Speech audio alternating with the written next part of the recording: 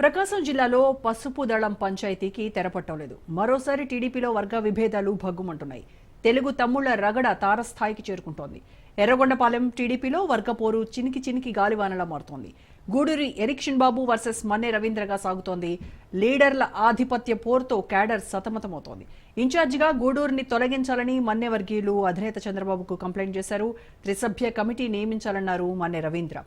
గత ఎన్నికల్లో టీడీపీ నుంచి పోటీ చేసి ఓటమి పాలయ్యారు ఎరిక్షన్ బాబు. 2021 నుంచి వైపాలెం టీడీపీ ఇన్ఛార్జిగా బాధ్యతలు నిర్వహించారు. అయితే గూడూరుపై రేషన్, లిక్కర్ మాఫియా ఆరోపణలున్నాయి. పూర్తి ఇన్ఫర్మేషన్ మా ప్రతినిధి సురేష్ లైవ్లో అందిస్తారు. సురేష్, ఎర్రగొండపాలెం టీడీపీలో వర్గపోరు ఈ రోజు రోజుకు ముదిరి పాకాన్ పడుతోంది.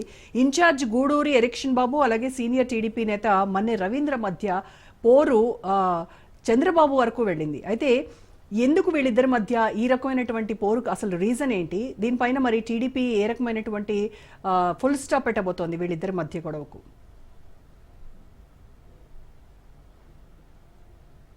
ఎర్రగొండపాలెంలో చూసుకుంటే టీడీపీ ఏదైతే ఉందో అధికార పార్టీలో అయితే వర్గపోరు తీవ్ర స్థాయిలో చెప్పవచ్చు. గతంలో కొంతంత మాత్రంగా ఉన్నప్పుడు ప్రస్తుతం పార్టీ అధికారంలోకి వచ్చిన తర్వాత మాత్రం ఇది పతాక స్థాయిని చెప్పుకోవాలి. ఇక్కడ సీనియర్ నాయకుడు ఉన్న మన్నె రవీంద్రకి ప్రస్తుతం ఇన్ఛార్జ్ గా ఎవరైతే ఉన్నారో గూడూరు ఎరిక్షన్ బాబు మధ్య పచ్చగడ్డ చేస్తే బగ్గు కలుపునని చెప్తూ ఇటు పార్టీ 2014లో అధికారంలో ఉన్నప్పుడు కూడా ఇక్కడ పార్టీ అధికారంలో ఉన్నప్పుడు శ్రీమెన్ కమిటీని వేసే విధంగా కూడా అప్పట్లో మన్నె రవీంద్ర చంద్రబాబుతో కలిసి చంద్రబాబుతో మాట్లాడి శ్రీమెన్ కమిటీ ఇచ్చిన పరిస్థితి ఉంది. అదే పరిస్థితి ఇప్పుడు కూడా తిరిగి తీసుకెళ్లాలని చెప్పి మన్నె రవీంద్ర తీవ్ర ప్రయత్నాలు చేస్తున్నారు. ఒకసారి మన ఎర్రగొండపాలెం పూర్తిగా పరిశీలిస్తే ఏమైందంటే 2000 చూసుకుంటే 2000 గత ఎన్నికలు ఏదైతే జరిగిందో గత ఎన్నికల్లో ఇక్కడ గూడూరు ఎరిక్షన్ బాబు టీడీపీ నుంచి అయితే పోటీ చేసిన పరిస్థితి. అయితే దాదాపు 5,000 ఉన్నట్లు ఓట్లు తేడాతో ఇక్కడ వైసీపీ నుంచి పోటీ చేసిన తాటిపత్తి సమస్య ఎవరైతే అతని చేతిలో ఇటు ఎరిక్షన్ బాబు ఓడం పాలేదు. ఇంకా అప్పటి నుంచి ఇక్కడ అధికార పడిన టీడీపీ ఇక్కడ ఎరిక్షన్ బాబు ప్రస్తుతం ఇన్ఛార్జ్ గా కంటిన్యూ చేసిన పరిస్థితి. అయితే ఎరిక్షన్ బాబుని ఇన్ఛార్జ్ గా నియమించినప్పటికీ ఇక్కడ టీడీపీ సీనియర్ నాయకులు ఎవరైతే ఉన్నారో మన్నె రవీంద్ర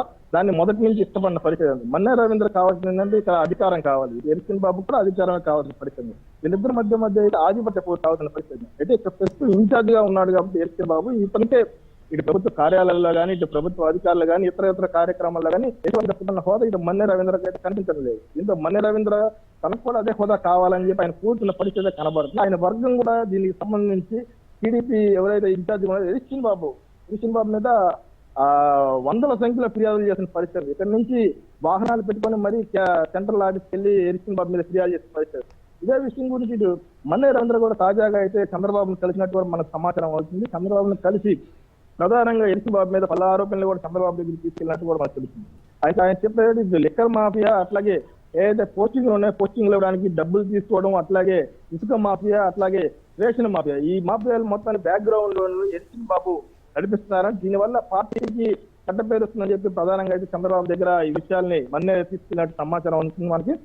చూసుకుంటే మన్నె రవీంద్ర మీద కూడా ఇటు ఎరిక్షన్ బాబు వర్గాలు కొన్ని అయితే ఫిర్యాదు చేసిన పరిస్థితి. కావాలని పార్టీని విడదీస్తున్నారని పార్టీలో వర్గపోరుగా ఆయనే పీఠం చేస్తున్నారని చెప్పి మొదటి నుంచి చెప్తున్నారు. 2014 నుంచి చూసుకున్నా కూడా మన్నె రవీంద్ర తీరు మాత్రం ఇంతే ఉంది. 2014లో ఇక్కడ చూసుకుంటే అప్పట్లో బోదాల అజితారావు ఇక్కడి నుంచి పోటీ చేసి ఓటమి పాలైన పరిస్థితి. అప్పుడు బోదాల అజితారావు ఇన్ఛార్జ్ గా నియమించిన కాబట్టి సేమ్ ఇప్పటిలాగే మన్నె రవీంద్ర వర్గం ఏదైతే ఉందో అప్పట్లో కూడా భారీ స్థాయిలో ఆమె మీద కూడా ఫిర్యాదులు చేసి శ్రీమెన్ కమిటీ వేసిన పరిస్థితి. ఇప్పుడు కూడా చంద్రబాబు దగ్గర మన్నె రవీంద్ర ప్రధానంగా ప్రస్తావించారు. శ్రీమెన్ కమిటీ వేయాలి, శ్రీమెన్ కమిటీలో తమను కూడా సభ్యుడిగా నియమించాలి అని చెప్పి ఆయన అయితే కోరుతున్న పరిస్థితి. అయితే దీని మీద మనకు అందుతున్న సమాచారం ప్రకారం ఎరిక్షన్ బాబు వర్గం ఏదైతే ఉందో వాళ్ళు ప్రచారం చేస్తున్న పరాడుకుంటే ఈ మన్నె రవీంద్ర తీసుకెళ్లిన విషయాల మీద చంద్రబాబు కొంత సీరియస్ అయ్యాడని చెప్పి మనకైతే సమాచారం అందుతున్న పరిస్థితి. దీని మీద శ్రీమెన్ కమిటీ అయితే వేయడం కుదరదు, అట్లాగే మీరు కొంత తగ్గాలి, మీ వయసు చాలా ఉన్నాయి, చాలా డాక్టర్ గా మంచి గుర్తింపు ఉంది, పార్టీ వ్యవహారాలు అత్యధికంగా చేసుకోవద్దు, మన్నె రవీంద్ర చంద్రబాబు ప్లాస్టిక్ అని చెప్పి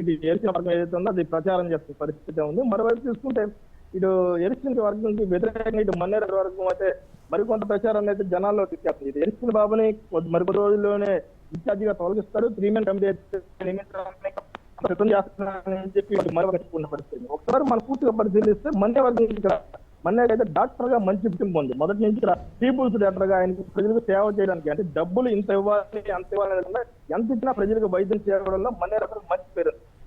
రైట్ సురేష్, థ్యాంక్ యూ.